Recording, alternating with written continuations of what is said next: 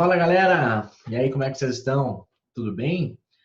Vamos conversar um pouquinho. Deixa eu compartilhar minha tela. Vamos começar a conversar um pouquinho hoje sobre o nosso conteúdo, sobre os nossos direitos das crianças e dos adolescentes. Começar a falar um pouquinho hoje sobre o histórico de como que foi, né, a formação, as fases existentes no que diz respeito à tutela, né, da criança e do direito, de que forma as crianças e os adolescentes passaram de ser, deixaram de ser um objeto, digamos assim, desde a perspectiva, né, jurídica, e passaram a se tornar sujeitos de direito. Vamos dar uma conversada. Deixa eu compartilhar minha tela com vocês aqui. E aí, galera, como é que vocês estão? Com saudade de vocês. Espero que em breve a gente consiga se encontrar, né? Por enquanto a gente vai mantendo os nossos encontros, dessa forma. Galera, quem tiver qualquer dúvida, quem quiser conversar comigo, né? Vocês já sabem, me chamem aqui no Instagram ou me mandem um e-mail. Eu estou inteira à disposição de vocês, tá? O que vocês precisarem, podem entrar em contato comigo. Vamos lá. Galera, então aqui vamos começar a conversar sobre a evolução histórica do direito da criança e do adolescente, tá? Como que era a concepção antiga dos direitos, se é que eles existiam, né, das crianças e dos adolescentes, qual era a concepção jurídica, qual era o status jurídico da criança e do adolescente, se eles tinham alguma espécie de tutela jurídica ou não, o que que o direito reservava para essas pessoas, tá? Então vamos começar a dar uma olhadinha aqui em alguns aspectos históricos mais antigos, tá? Depois a gente passa a examinar precisamente aqui a nossa legislação, a gente dá uma olhadinha de que forma que foi se desenvolvendo a legislação brasileira. Então, primeiro, como que era identificado esse aspecto na antiguidade?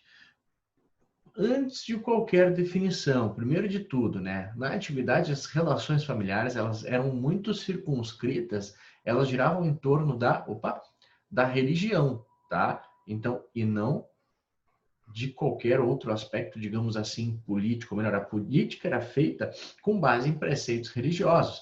Não existia uma definição precisa e concreta de laços familiares, de laços afetivos. Então, o poder familiar, o chefe de família, era o responsável pelo cumprimento dos deveres familiares, muitas vezes não só daquelas pessoas que nutriam com ele um laço sanguíneo, um laço, uma vinculação sanguínea, mas também de todas as pessoas que faziam parte do grupo. Então, o chefe de família, né, por uma relação religiosa existente, tinha a finalidade, tinha como obrigação, digamos assim, de cumprir os deveres familiares, de prover a subsistência daquela família, não só compreendida como quem tem com esse sujeito um laço sanguíneo, mas também toda e qualquer pessoa que integrava ali aquele núcleo daquele grupo composto. Mas para a gente aqui, no que diz respeito às crianças e adolescentes, o que é importante, o que a gente deve lembrar?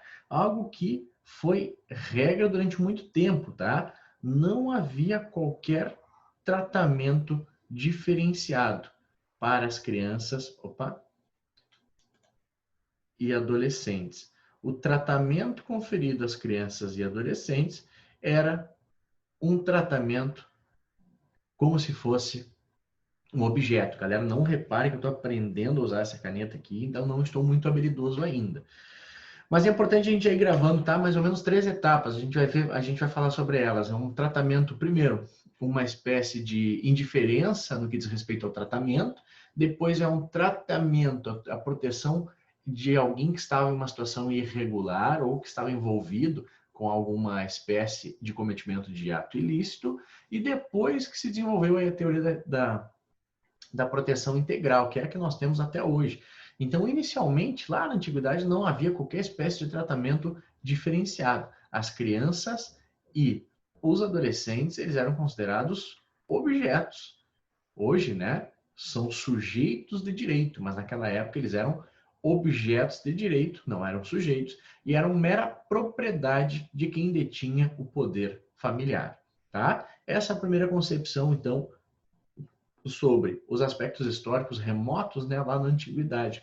Para a gente ter uma ideia aqui, olha só, para os gregos, somente eram mantidas vivas aquelas crianças fortes e saudáveis, Então vejam, né, como de novo, a pessoa não tinha justnaturalmente um direito com o seu nascimento, né? A criança não deveria ser cuidada, tutelada, defendida, não havia qualquer espécie de preocupação nesse sentido. Para os gregos, somente eram mantidas vivas as crianças fortes e saudáveis. Para os espartanos, as crianças eram consideradas patrimônio do Estado e ficavam sob responsabilidade de um tribunal do Estado para serem preparadas para a guerra. Já no Oriente, algumas crianças eram inclusive sacrificadas em razão da sua pureza. Então era possível que uma criança fosse sacrificada sem maiores problemas, sem que se encontrasse aí entraves, sem que se encontrasse aí proteção, tá? Em regra, as crianças e adolescentes eram vistos como objeto de direito e como patrimônio a serviço da religião, de autoridades familiares e do Estado. Essa, historicamente, é a primeira concepção da criança, a primeira concepção das crianças e dos adolescentes. O que eles são desde uma perspectiva jurídica? Eles eram objetos. Hoje, evidentemente, nós os temos, né, como sujeitos de direito, com uma preocupação especial, acima, inclusive, de outras, digamos assim, de seres humanos adultos, né? Há uma predileção e uma preferência em vários aspectos das crianças, mas isso nem sempre foi assim, beleza, galera? Então vamos adiante. Depois, na Idade Média, que foi um período marcado pelo desenvolvimento da religião cristã, que influenciou diretamente os ordenamentos jurídicos. As pessoas, em regra, estavam sempre a serviço da igreja, né? Sua preocupação era estar à disposição da igreja e os seus comportamentos, o seu modelo de vida levava isso em consideração. No que diz respeito às crianças e os adolescentes, há um avanço, embora ainda, né, não se possa falar em uma espécie de proteção especial em relação a elas, as crianças nessa modificação, nessa vinculação à religião cristã, acabam recebendo uma espécie de atenção e de respeito à sua dignidade. Então, claro, embora ainda não fossem plenamente protegidas pelo ordenamento jurídico, isso é algo que vai demorar, se atribuiu aí alguns limites para a prática de algumas atitudes que normalmente ordinariamente poderiam ser realizadas com as crianças. Então as crianças passaram a proteger, a receber aqui alguma espécie de proteção referente a maus tratos, referente a abuso, referente ao abandono pelos seus pais, tá? Então nessa virada foi se buscando ali, embora ainda se tivesse um caminho muito grande para se percorrer, se conseguiu ir buscar, foi se adquirindo uma espécie de reconhecimento de dignidade para as crianças e para os adolescentes, tá? A partir daqui já havia algumas barreiras para a aplicação de castigos, de maus tratos, de abuso, de abandono. Embora nós tenhamos que considerar todo o contexto, né, no qual estão inseridos, evidentemente, essas pessoas, esse momento histórico. Por outro lado, ali se gerou também alguma espécie de preconceito com algumas crianças, especialmente aquelas que foram concebidas fora do casamento religioso. Essas crianças aí se encontravam na situação de dupla vulnerabilidade. Por que dupla vulnerabilidade? Primeiro, pelo fato de serem crianças, então as crianças ainda eram vulneráveis, né, são vulneráveis, e segundo, pelo fato de não serem reconhecidas pela igreja. Então a gente vê que a vinculação com a religião acabou gerando uma espécie de reconhecimento de dignidade das crianças e dos adolescentes, mas que esse reconhecimento ele não era tutelado, não era ofertado, digamos assim, àquelas crianças que eram fruto de uma concepção extraconjugal, que eram filhas ou filhos de um relacionamento fora do casamento religioso. E isso conferia a elas, então, uma espécie de dupla vulnerabilidade, porque seriam crianças e também porque não eram reconhecidas pela igreja, não tinham todo o apoio e toda a tutela que essa instituição prestava às crianças, então.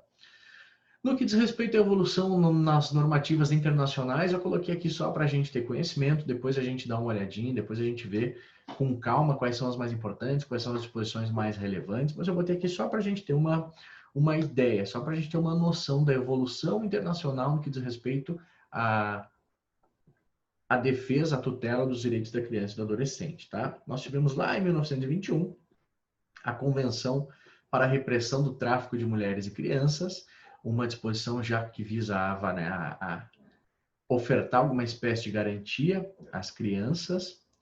Depois, a Declaração de Genebra, em 1924. Posteriormente, nós tivemos a Declaração Universal dos Direitos Humanos, que também contemplou especificamente... Galera, sobre as normativas internacionais aqui, ó. Nós temos, primeiro, a Convenção para a Repressão do Tráfico de Mulheres e Crianças, lá de 1921. Depois nós temos a Declaração de Genebra, aqui de 1924. Seguimos com a Declaração Universal dos Direitos Humanos, em 1948.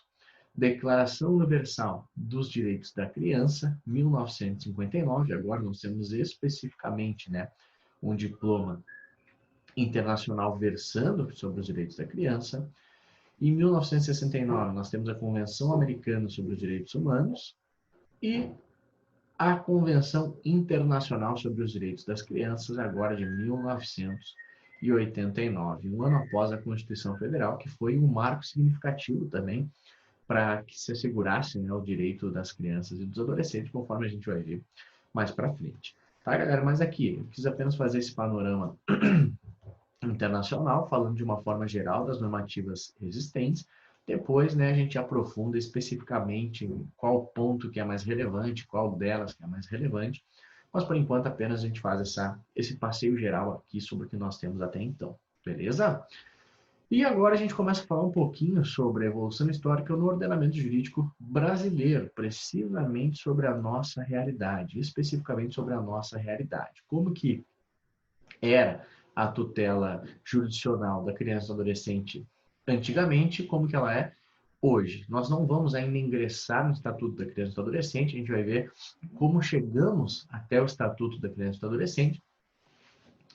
E em seguida, aí depois na próxima aula, a gente começa a ver precisamente quais são as disposições do ECA, quais são os direitos existentes no ECA, quais são as disposições preliminares. Aí a gente começa a ver pontuadamente e definidamente, assim, quais os pontos mais importantes, tá? Beleza, sobre a nossa evolução histórica, vimos os documentos pertinentes em âmbito internacional e agora na nossa realidade jurisdicional brasileira. Antes do século XVI, não havia qualquer evolução nos direitos da criança e do adolescente. Ó, aqui ficou errado. Ó. Botei 2. E não existe evolução dos direitos da criança e do adolescente, não havendo registro de proteção diferenciada. Galera, algumas coisas são importantes para a gente compreender, tá? O primeiro é isso aqui que eu coloquei como sendo absoluta indiferença. Em um primeiro momento, na nossa realidade jurisdicional brasileira, a preocupação que o direito tinha com a criança e com o adolescente era absolutamente nenhuma. Por isso, essa absoluta indiferença.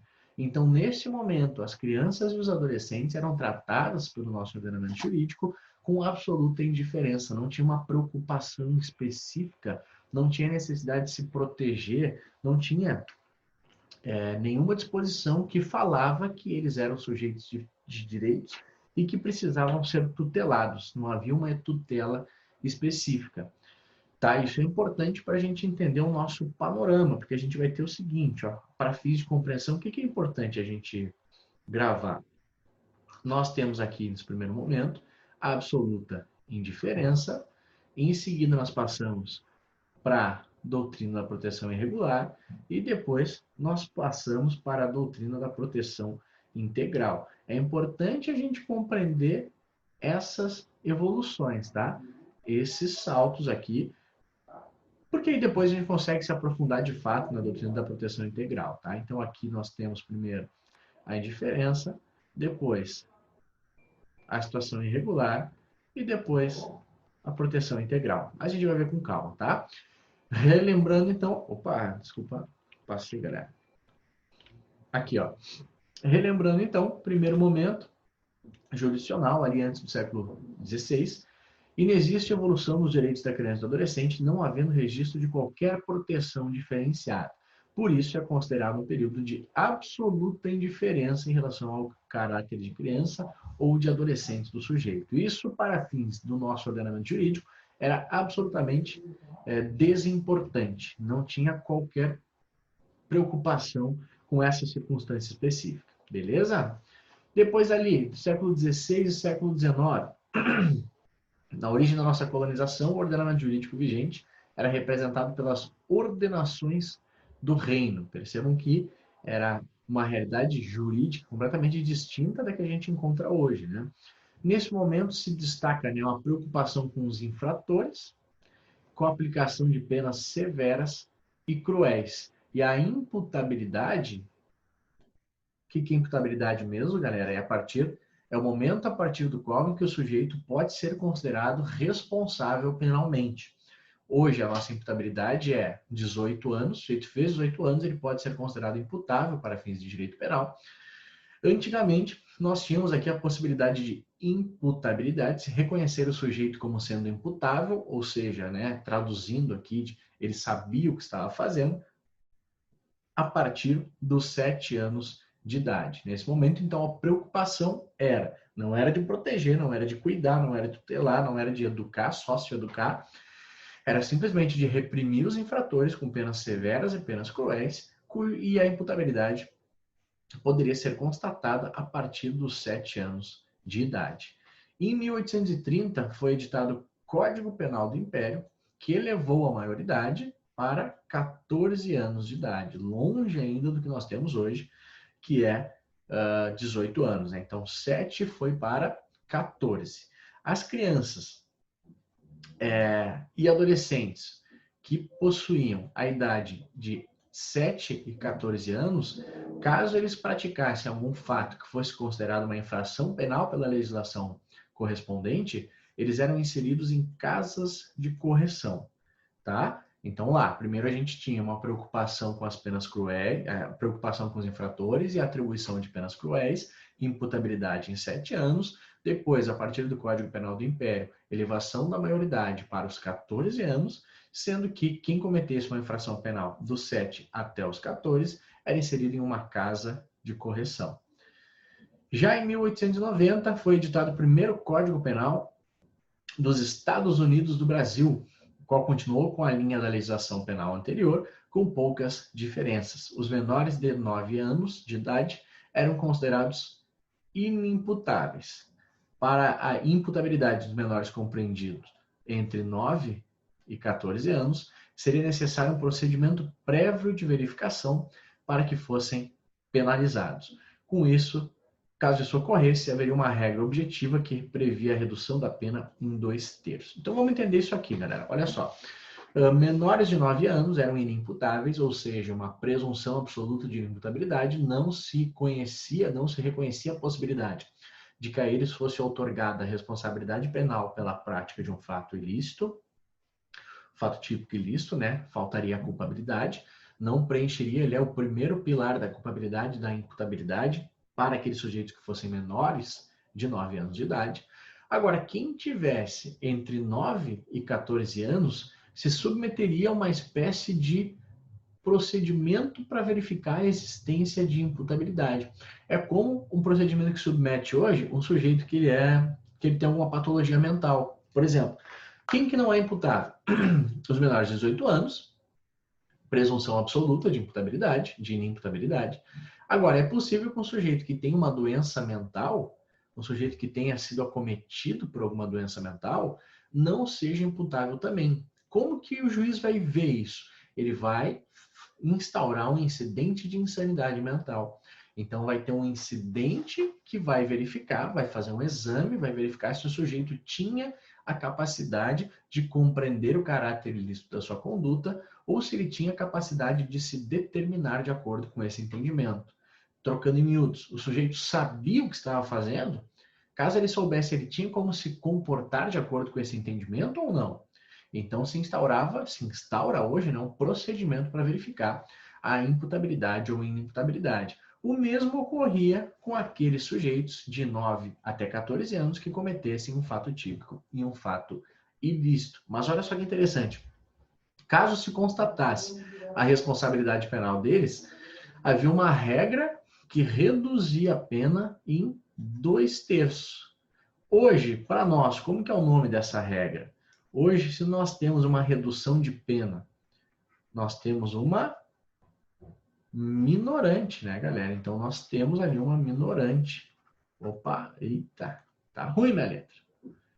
Uma minorante ou uma causa de diminuição de pena. Causa geral de diminuição de pena, se estivesse na parte geral da nossa legislação, parte especial, se estivesse na parte especial da nossa legislação.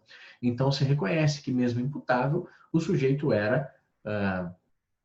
merecia, né, uma redução de pena, porque ainda não tinha sua total imputabilidade formada. Para nós, hoje, a semelhança desse instituto que nós temos é a nós temos hoje, né, a semi-imputabilidade, que também é uma minorante. Então, o sujeito pode ser imputável, pode ser imputável, ele recebe a punição, a responsabilidade penal. Inimputável, o sujeito não recebe a responsabilidade penal, pode ter contra si a aplicação de uma medida de segurança ou de um tratamento. E a semi-imputabilidade, o juiz pode reduzir a pena, tal como reduzia para sujeitos ali, né, entre 9 e 14 anos, com as disposições do primeiro Código Penal dos Estados Unidos, do Brasil. Beleza, galera? Vamos adiante. Depois nós chegamos na República, ali no período entre 1900 a 1930. Nesse momento houve a publicação do primeiro Código de Menores, lá de 1926, que tratava da situação jurídica das crianças e dos adolescentes expostos e abandonados. Então não havia uma tutela, uma preocupação com todas as crianças e adolescentes, somente com aqueles expostos e abandonados. E aqui, desde já, galera, é importante fazer uma menção que a expressão menores, ela hoje se tornou pejorativa, tá? Nós não falamos, quando falamos de uma criança ou de um adolescente, nós tendemos a não utilizar a expressão menores, porque essa expressão ela ficou pejorativa, justamente por tudo que significa, justamente pela forma como o Código de Menores, né, tratava a situação da menoridade, a situação das crianças e dos adolescentes. Não era uma preocupação de cuidar, uma preocupação de estabelecer políticas públicas, uma preocupação de fazer com que essas pessoas fossem protegidas. Isso não existia. Ou melhor, existia somente depois que já se constatava uma situação de irregularidade, mas não era uma situação, não era algo intrínseco, tá? Então, esse primeiro Código de Menores, no ano seguinte, 1927, foi substituído pelo que ficou conhecido como Código de Mello-Matos. No ano seguinte, então, 1927, foi substituída o primeiro Código de Menores pelo Código Mello-Matos, que fixava poderes ao juiz para decidir a respeito das crianças e dos adolescentes em situação de abandono ou quando envolvidos em alguma ilegalidade, quando envolvidos em alguma espécie de criminalidade. Então, esse código outorgou ao juiz dos menores amplos poderes para que decidisse de que forma queria lidar com aquela situação, de que forma que ele iria lidar com aquele tipo de criança, com aquele tipo de adolescente. Mas não todos, tá? Não havia uma preocupação intrínseca e essencial como nós temos hoje. Nesse período, a família mantinha o dever de suprir as necessidades básicas das crianças e dos adolescentes de acordo com os padrões definidos pelo Estado. E ao poder público competia atuar na adoção de medidas voltadas a minimizar a infância de rua, diferente do que nós temos hoje, né? Hoje é dever de todos garantir o bem-estar das crianças. Então, antes não. Antes a família tinha o dever de suprir as necessidades das crianças e o Estado deveria agir, atuar, o poder público deveria atuar com a minimização, digamos assim, como forma de minimizar a possibilidade de que crianças ficassem em situação de vulnerabilidade, em situação de rua.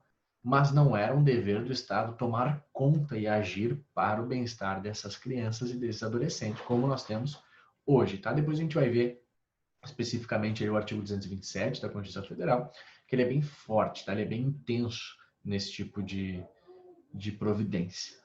Aliás, já vamos dar uma olhadinha nele agora. Ó.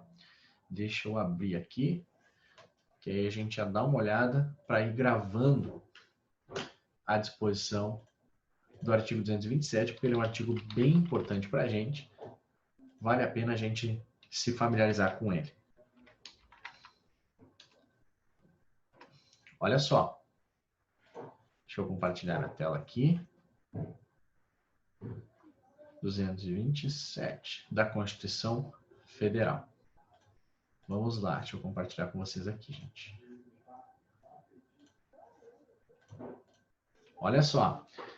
É dever aqui da família, da sociedade e do Estado assegurar à criança, ao adolescente e ao jovem, com absoluta prioridade, o direito à vida, à saúde, à alimentação, à educação, ao lazer, à profissionalização, à cultura, à dignidade, ao respeito, à liberdade e à convivência familiar e comunitária, além de colocá-los a salvo de toda forma de negligência, discriminação, exploração, violência, crueldade e opressão. Então vejam, é dever da família, da sociedade e do Estado assegurar isso tudo à criança e ao adolescente, tá? Essa é a normativa que hoje orienta a forma como nós lidamos, como nós trabalhamos, como nós compreendemos a situação jurídica das crianças e dos adolescentes. Beleza? Vamos adiante aqui, galera. Em relação à atividade do juiz de menores, ela foi conferido a essa figura, o juiz dos menores, de forma centralizada, controladora e protecionista, a função, a incumbência de acompanhar as crianças e os adolescentes marginalizados e potencialmente perigosos. Isso gerou, né, como a gente vinha falando, uma concepção discriminatória, uma concepção unilateral, porque quando se falava em menor, qual a concepção que vinha? Justamente aquele que já estava com problema. Então, era uma concepção que ficou estigmatizada, digamos. Nós temos hoje um problema com essa expressão, por isso que nós acabamos não nos referindo às crianças e os adolescentes, mas como menores, por conta de todo esse estigma que ficou carregado pelo Código de Menores, pelo juiz de menores, pelo fato de ele somente lidar com a parcela das crianças e dos adolescentes que tinham alguma espécie de enfrentamento, alguma espécie de problematização. Não eram, portanto, protegidos pelo ordenamento jurídico, tá? Ou melhor, eles eram protegidos pelo ordenamento jurídico, mas depois de já ter ocorrido, né, a situação de vulnerabilidade. Não havia uma espécie de prevenção, uma espécie de orientação de política para evitar que esse tipo de problema acontecesse. Essa fase ficou marcada pelo Código Melo Matos e ela é considerada como uma fase de mera imputação penal. Por quê? Porque a norma ela somente visa a aplicação de punição para as condutas praticadas pelas crianças e pelos adolescentes. Não há, né, uma vontade de se cuidar, tutelar. Na verdade, o que se intenciona era somente a punição. Uma disposição relevante para a gente lembrar é que no Código de Menores não havia distinção ainda entre criança e adolescente. Depois nós tivemos ali no Estado Novo e na redemocratização de 1930 a 1964. A Constituição de 1937 ampliou a proteção às crianças e os adolescentes, criando a partir de agora sim, programas de assistência social, especialmente em relação aos jovens infratores e às crianças e adolescentes desfavorecidos economicamente. Então, a Constituição de 1937 ampliou um pouco o espectro de proteção existente, embora ainda não chegasse, né, perto do que nós temos hoje, mas se tentou buscar aqui alguma espécie de proteção e não simplesmente mais a repressão. A gente pode constatar com isso a tentativa de inserção de crianças e adolescentes em diversos vínculos familiares com o objetivo de recuperá-los, ainda que afastados da família de origem. Então, a partir de agora, também se preocupa com a vinculação afetiva, com a vinculação familiar das crianças e dos adolescentes.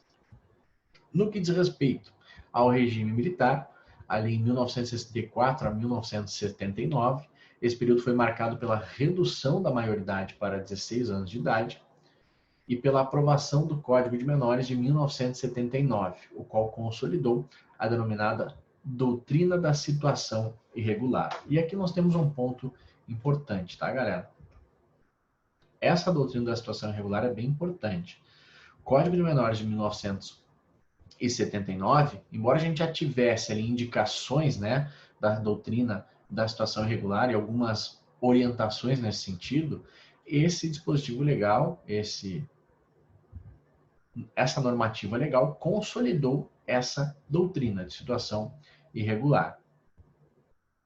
E o Código de Menores marca uma fase relevante de proteção e ao adolescente denominado de fase tutelar, ou seja, as normas visam a proporcionar programas de assistência e segregação de crianças e adolescentes marginalizados, ou seja, em situação irregular. Por isso a doutrina da situação irregular era voltada aqui às crianças que estivessem em um problema ou de vulnerabilidade, ou de rua, ou de abandono, ou daquelas que estivessem em uma situação de ilegalidade. Então, a doutrina da situação irregular tinha como foco as crianças que estivessem, os adolescentes que estivessem em uma situação irregular, e não toda e qualquer criança e todo e qualquer adolescente. Beleza?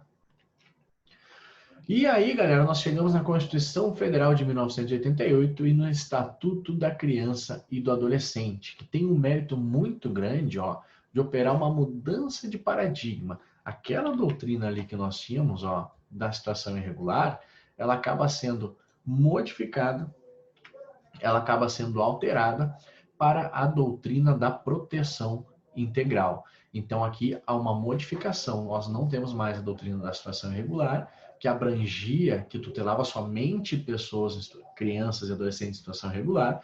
Nós temos agora a doutrina da proteção integral, que alcança efeitos, que irradia efeitos para toda e qualquer criança e adolescente.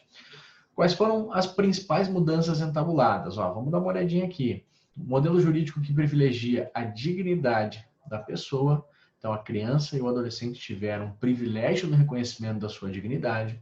A adoção da doutrina da proteção integral em substituição da doutrina da situação irregular, tratamento da situação jurídica das crianças e dos adolescentes como política pública.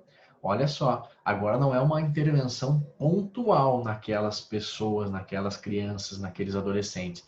Agora é uma intervenção a título de política pública, tá? Se enxerga essa situação como uma forma de política pública.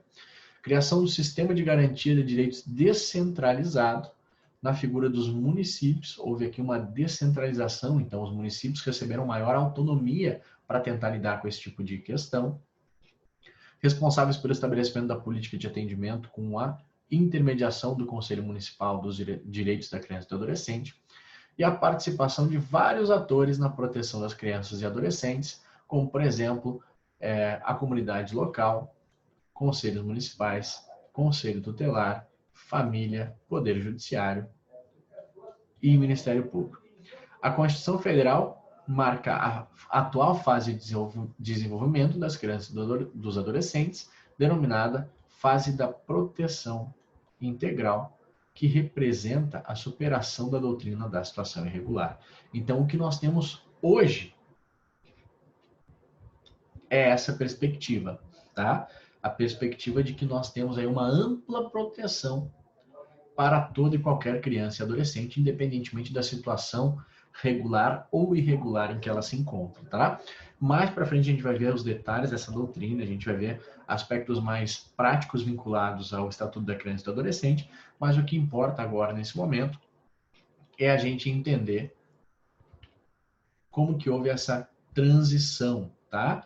Não sei se você consegue enxergar aqui ou se eu estou tapando alguma coisa, deixa eu sumir aqui.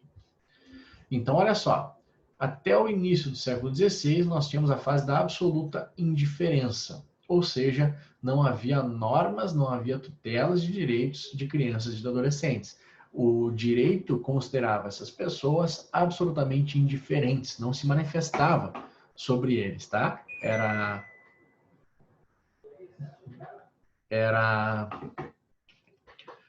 Eram considerados objetos não eram considerados sujeitos de direitos e nem tinham qualquer espécie de prioridade ou de atenção específica, tá?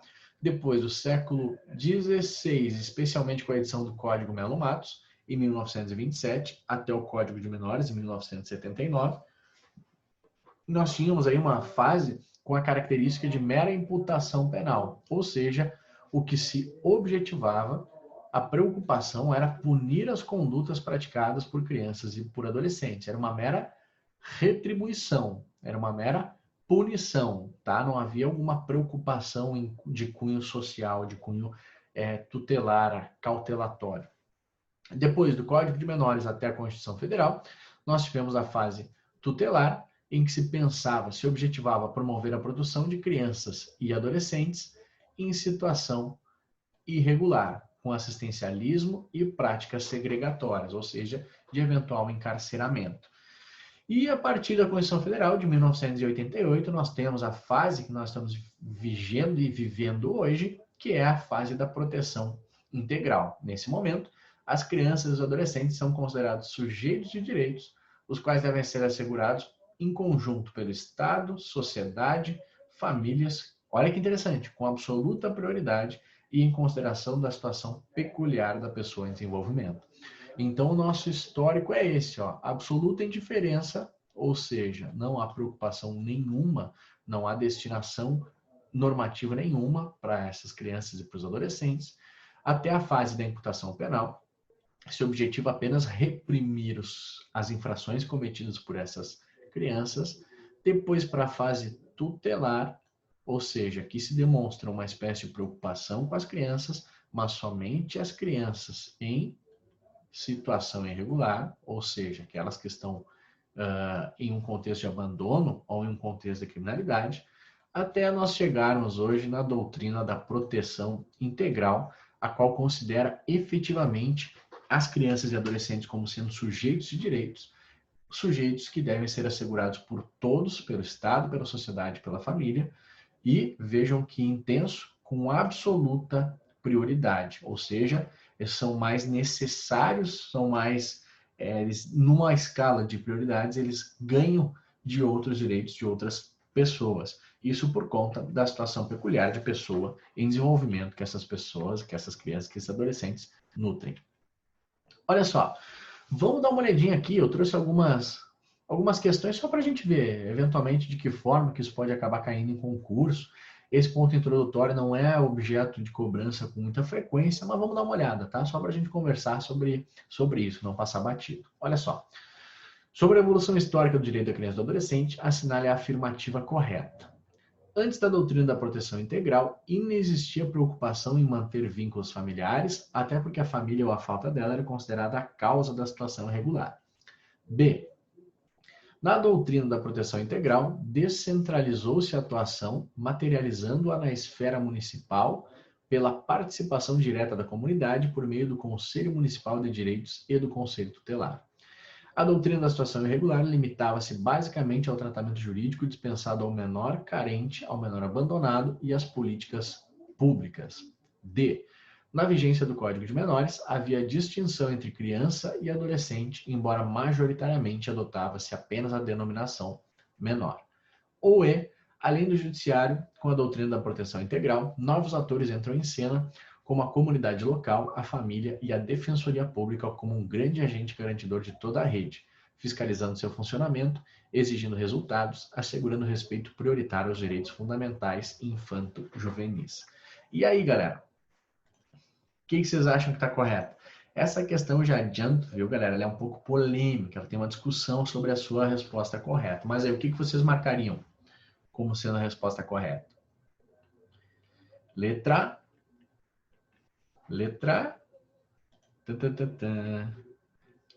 B, galera. B de bacon, né? É a nossa resposta correta. Olha só. Por que a B está certa? Na doutrina da proteção integral, descentralizou-se a atuação, materializando-a na esfera municipal pela participação direta da comunidade por meio do Conselho Municipal de Direitos e do Conselho Tutelar. Isso, de fato, aconteceu. A afirmativa B, então, ela está correta, não há margem para que a gente possa interpretá-la de forma equivocada. Mas, vamos dar uma olhadinha nas outras alternativas aqui, ó. Por que a alternativa A está incorreta? Antes da doutrina da proteção integral, inexistia preocupação em manter vínculos familiares, até porque a família ou a falta dela era considerada a causa da situação regular. Antes, na verdade, existia uma espécie de preocupação,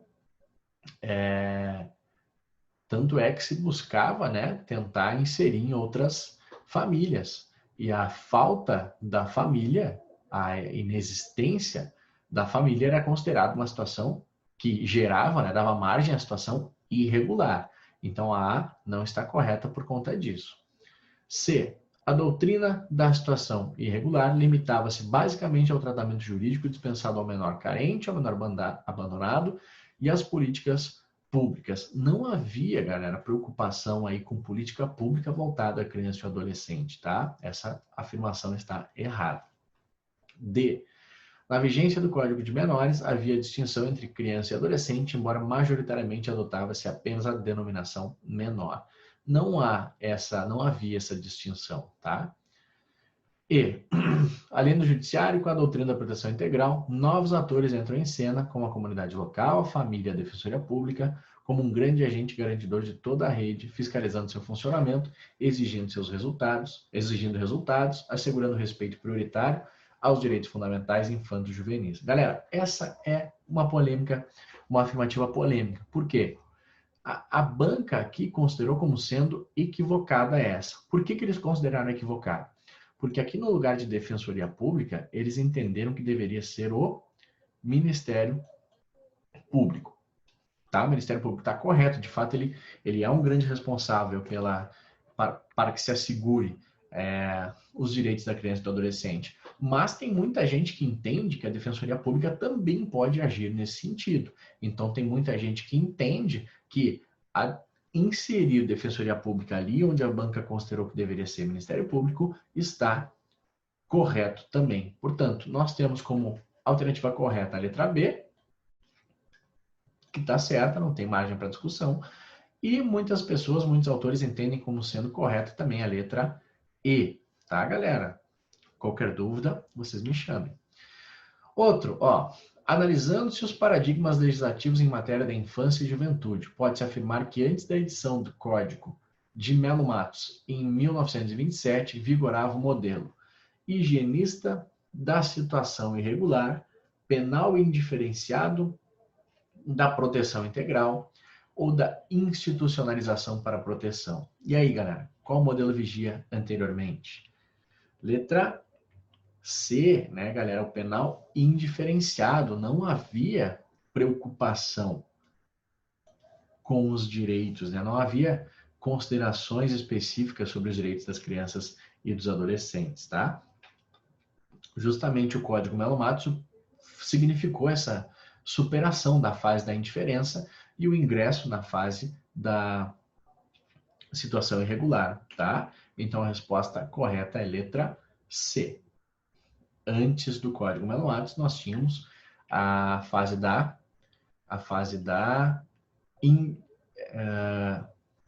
ausência de diferenciação, né? A absoluta irrelevância, digamos assim, tá? Não era considerada, não era atribuída qualquer diferenciação a essa categoria de pessoas.